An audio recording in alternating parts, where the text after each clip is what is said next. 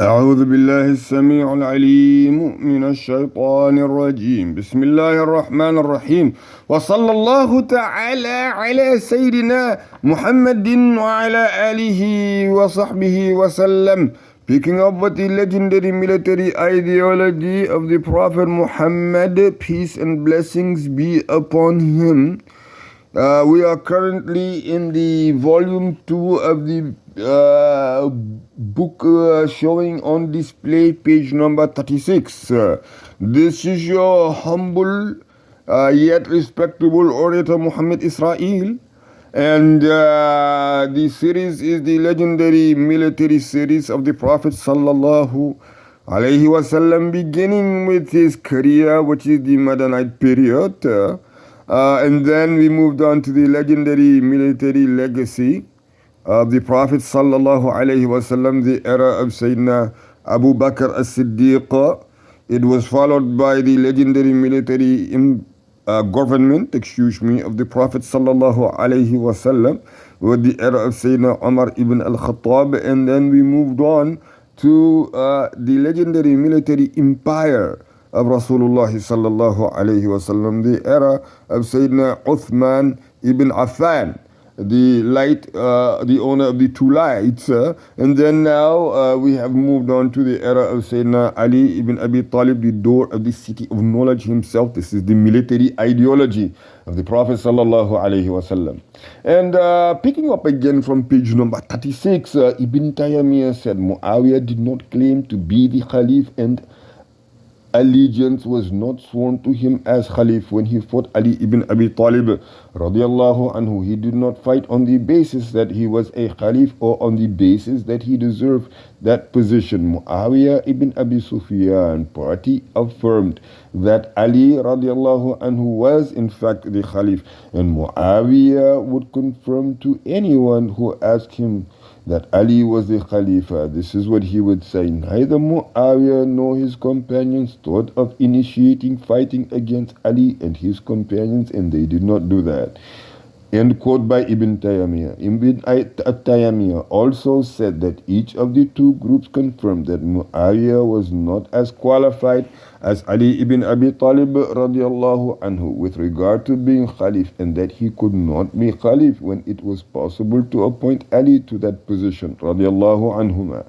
Ali ibn Abi Talib's superiority, seniority, knowledge, religious commitment, courage, and all his virtues were obvious and well known to him, as was also the case with regard to his fellow Khalifs Abu Bakr as-Siddiq, Umar ibn al-Khattab, and Uthman ibn Affan radiallahu anhu. May Allah Ta'ala be pleased with all of them. The difference of opinion did not result from rejection of Ali ibn Abi Talib's Khalifat radiallahu anhu. The difference was only concerning the issue of bringing the murderers of Sayyidina Uthman bin Affan to justice. Even then, the difference of opinion was not about the issue itself. Rather, it was about the way in which to bring them to justice.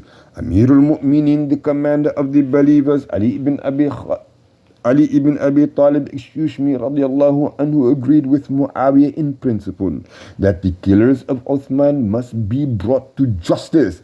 But his view was that the issue of bringing them to justice should be set aside until things settled down and unity was achieved. And Nawawi said, and I quote, "It should be noted that the reason for these battles was that the issue were not clear.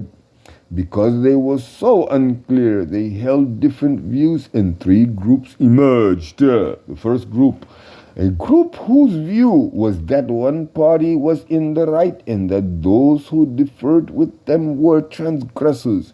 They thought that they had to support this party and fight the transgressors according to what they believed, and that it was not permissible for the one who reached the conclusion to withhold help and support from the leader who was in the right by fighting the transgressors according to this belief.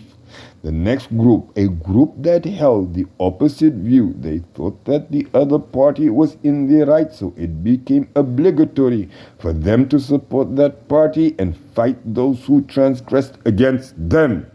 The third group, a third group was that undecided type about the issue and confused about it and did not reach any conclusion as to which party was more in the right.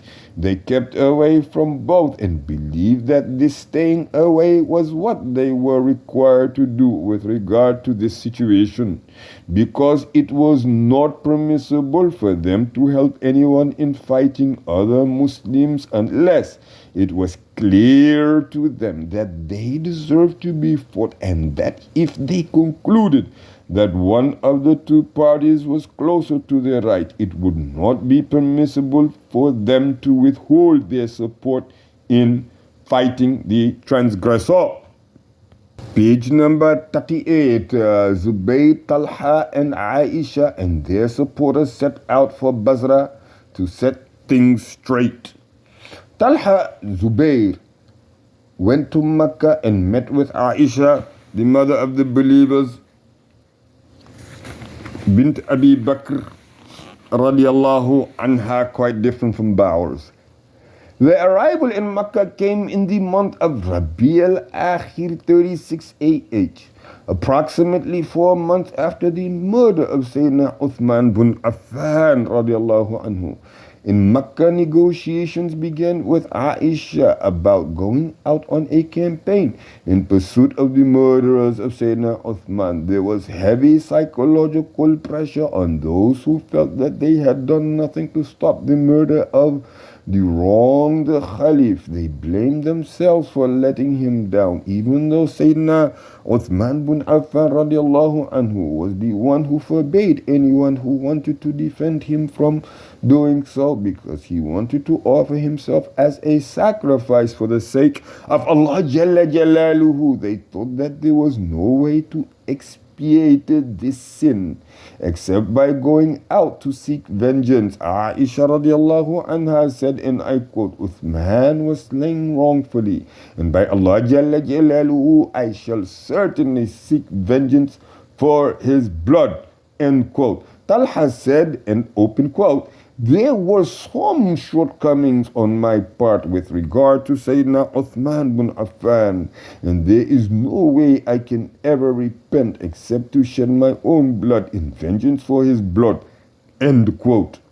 And as Zubayr said, open quote, let us inspire the people so that we may seek vengeance for his blood, lest it be forgotten, because forgetting it will lead to the weakening of the authority of Allah Jalla Jalaluhu among us forever. If we do not deter people from doing this again, there will be no leader except that people of that kind will kill him, end quote. This intense pressure on nerves and souls was sufficient to stir people up and motivate them to go out on the campaign.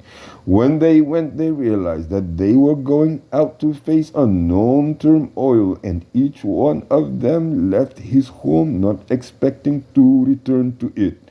The children bade farewell weeping, and the day when these people left Mecca for Basra was known as the Day of Wailing, a day that was unprecedented with regard to weeping for Al-Islam. Very important. A number of factors in Mecca made them think seriously of striving to achieve their goal. One was the fact that the Umayyads had fled from Al-Madinah and settled in Mecca. In addition, Abdullahi ibn Amir, the governor of Basra at the time of Sayyidina Uthman, was in Mecca, urging people to go out and offering them material help. Ya'la ibn Umayyah, who had left Yemen to help the Khalif Uthman, had learned upon his arrival in Mecca that the Khalif had been martyred. He had with him considerable amount of money, weapons, and mounts. all of which he offered as help in pursuing the murderers of Sayyidina Uthman bin Affan. This was sufficient to encourage those who were looking for a way to pursue the murderers. They had the means to gather a force to pursue the murderers of Sayyidina Uthman bin Affan, but where would they begin? A discussion took place among them as to what direction they should take. Some of them, led by Aisha radiallahu anha, said that Medina, and again not to be confused with Aisha Bowers, said that Medina was where they should go.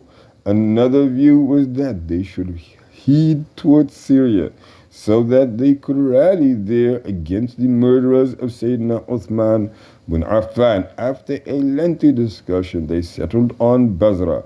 There were too many of the rebels in Al-Madinah, and they would not be able to confront them and fight them because they were fewer in number. And Syria was already under control because Mu'awiya was there. Hence, going to Basra was most appropriate at the time. Because it was the least strong of the cities, from there they hoped to be able to achieve their aims. Their plan and mission were clear before they set out. During their march and when they reached Basra, the intent was to seek vengeance for the murder of Sayyidina Uthman, to set things straight, to inform the people of what the murderers had done, and to enjoin good and forbid evil. Their demand was to carry out one of the hadd punishments of Allah Jalla Jalaluhu. If the murderers of Sayyidina Uthman bin Affan were not punished, then every leader would be vulnerable to murder by people of that nature. As for the way in which they investigated doing, the way in which they envisioned doing that, they intended to enter Basra and then Kufa, seeking help from its people and others against the killers of Sayyidina Uthman bin Affan radiallahu anhu. Then they would call upon the people of other cities to join them so that they could corner the murderers of Sayyidina Uthman radiallahu anhu who were present in the army of Ali and seize them with the minimum possible casualties. The campaign to Basra and the anger that stirred the companions were not as straightforward as they may have appeared to some people. Their purpose was not simply to avenge the murder of Uthman as if he were just an ordinary person who had been killed, even though this also would involve a transgression of one of the sacred limits of Allah Jalla Jalaluhu that dictated getting angry and sending armies to seek vengeance.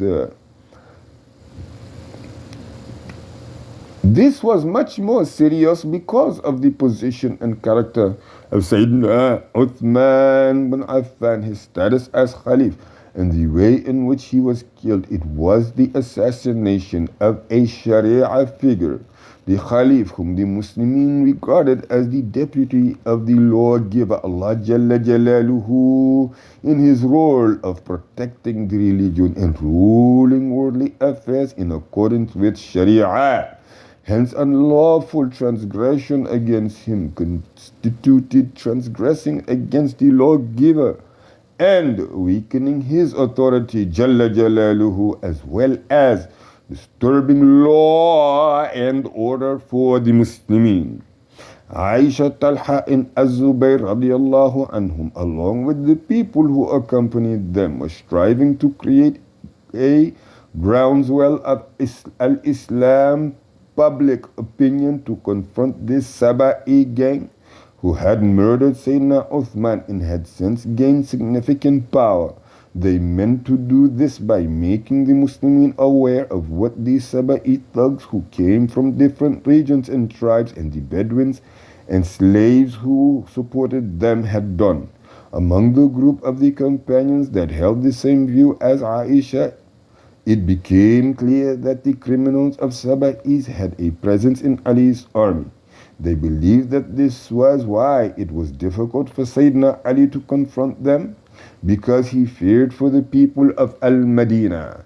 Hence they had to try to explain the situation to the Muslimin and garner support for the party that was demanding implementation of the Hadd punishment so that this could be accomplished with the minimum loss of innocent lives. That was undoubtedly a goal which Ali radiallahu anhu was striving to achieve as well.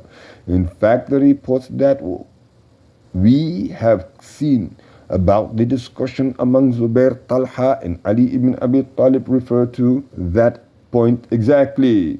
Their plan and their intention of informing the people of what was happening and explaining matters to them proves that they were fully aware of the situation. They recognized that the Saba'is had deceived the masses, and they understood how they had planted their ideas in a way which would continue to weaken the Ummah to such an extent that it would to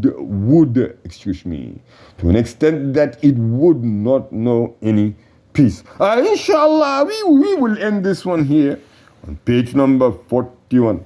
سبحانك اللهم وبحمدك وتبارك اسم ربك وتعالى جدك ولا إله غيرك ولا حول ولا قوة إلا بالله العلي العظيم سبحان ربك رب العزة عما يصفون وسلام على المرسلين والحمد لله رب العالمين.